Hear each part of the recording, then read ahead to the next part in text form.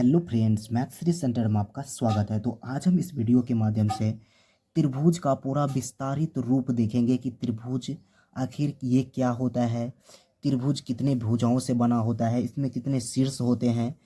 तो वो इस वीडियो के माध्यम से सीखने वाले हैं कि त्रिभुज में आखिर होता है क्या और त्रिभुज कितने प्रकार के होते हैं, ये सब और त्रिभुज, यही सब आज इस वीडियो के माध्यम से आपको सिखाने वाला हूँ। तो यहाँ पर सबसे पहले यहाँ पर समझिएगा, यहाँ पर स्टार में लिए हैं हम कि त्रिभुज। तो सबसे पहले त्रिभुज के बारे में समझिए कि त्रिभुज आखिर क्या होता है। तो यहाँ पर त्रिभुज देखिए, त्रिभुज का परिभाषा ये हो जाता है कि त्रिभुज कुछ इस प्रकार से आपको आ जाएगा। ये हो गया त्रिभुज, तीन भुजाओं से, इसमें तीन भुजा है तो यहाँ पर इसका परिभाषा स्पष्ट हो जाएगा, तीन भुजाओं से।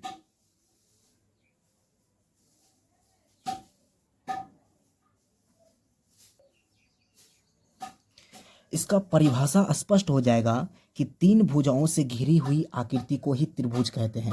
तो इसका परिभाषा आप आसानी से जान लेंगे कि तीन भुजाओं से घिरी आकृति को त्रिभुज कहते हैं।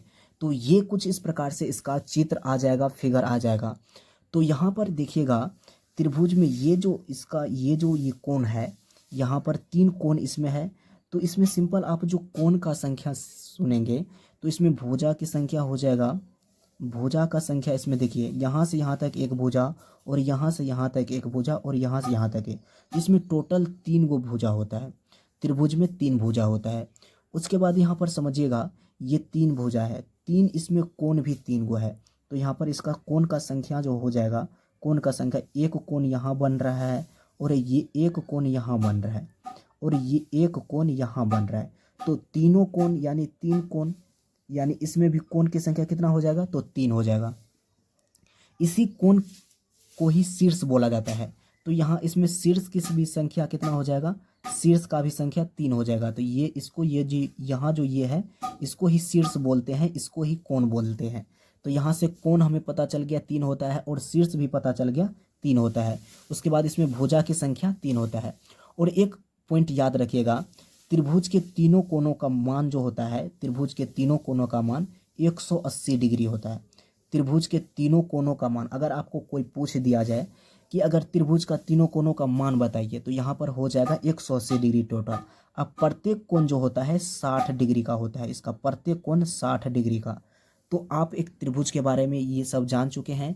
अब यहाँ पर कि त्रिभुज के प्रकार, त्रिभुज जो है ये दो बातों पर निर्भर करता है। पहला जो होता है भुजा के आधार पर, भुजा के आधार पर। उसके बाद ये जो होता है कोण के आधार पर। दो बातों पर निर्भर करता है, त्रिभुज भुजा के आधार पर होता है और कोण के आधार पर। तो यहाँ से समझिएगा, त्रिभुज भुजा के आधार पर जो होता है ये तीन प्रकार का होता है और कोण के भी आधार पर तीन प्रकार का होता है। तो इसको बारीकी से समझिएगा, देखिएगा यहाँ से भुजा के आधार पर जो होता है तीन, ये होता है पहला समबाहु, दूसरा होता है समद्विबाहु,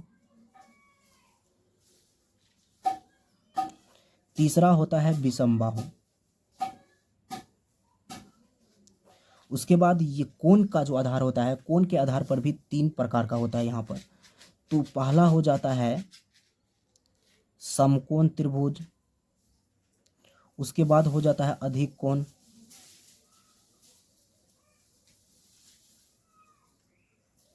कोण।